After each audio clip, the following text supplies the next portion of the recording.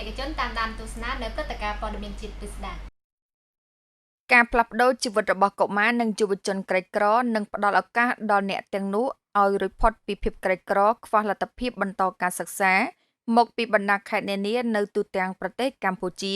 ដើម្បីផ្ដល់ការស្នាក់នៅការហូបចុកការអប់រំបណ្ដុះបណ្ដាលជំនាញសំខាន់ៗដូចជាសន្តាគារនិងបដិសណ្ឋារកិច្ចនិងជំនាញផ្នែកឧស្សាហកម្មអប់រំបណ្ដុះបណ្ដាលអប់រំដល់កុមារក្នុងគ្រួសារក្រីក្រជួយដល់កុមារកំព្រានិងក្មេងអនាថា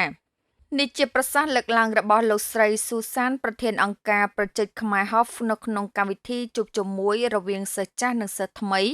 ដែលបានរៀបចំឡើងនៅសន្តាគារ Hillmarvery រាជធានីភ្នំពេញនៅយប់ថ្ងៃទី10ខែកញ្ញាឆ្នាំ2016តាមរយៈគោលនយោបាយបើកចំហនិងសេរីភាវូពាណិជ្ជកម្មរបស់រាជរដ្ឋាភិបាលកម្ពុជាធ្វើឲ្យសង្គមស៊ីវិលនិងអង្គការក្រៅរដ្ឋាភិបាលជាច្រើនបានចូលរួមជួយឧបត្ថម្ភគាំទ្រ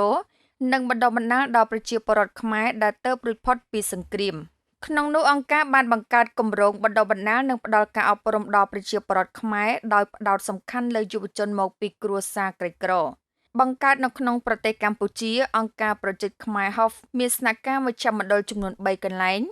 នៅក្នុងស្រុកដាច់ស្រយាលដូចជានៅខេត្តកំពង់ស្ពឺទទួលការឧបត្ថម្ភដោយព្រះវិហារគ្រឹះសាសនានៅប្រទេសសិង្ហបុរីដោយទទួលបានការអនុញ្ញាតពីរាជរដ្ឋាភិបាលកម្ពុជាមជ្ឈមណ្ឌលទី1ស្ថិតនៅក្នុងក្រុងច្បារមនទី2នៅស្រុកអូរ៉ាល់និងទី3នៅក្នុងឃុំត្រាំងឃុំចំបក់ស្រុកអូរ៉ាល់ដែលបានបង្កើតនៅក្នុងឆ្នាំ2014 PKH is a school that is also an NGO and ចឹងមជ្ឈមណ្ឌលខ្មែរហូបគឺជាសាលាបណ្ដុះបណ្ដាលមួយក៏ដូចជាអង្គការក្រៅរដ្ឋាភិបាលមួយដែលមានការជួយគ្រប់គ្រងពី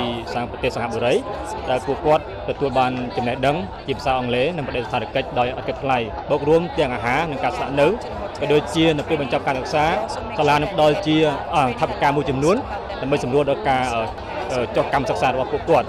ក៏ដូចជាការធ្វើដំណើរដោយមិនគិតថ្លៃ It is all free for them គូបញ្ជាក់ថានេះជាលើកទី4ហើយដែលអង្គការប្រជិតខ្មែរ HOF បានរៀបចំពិធីជួបជុំនេះឡើង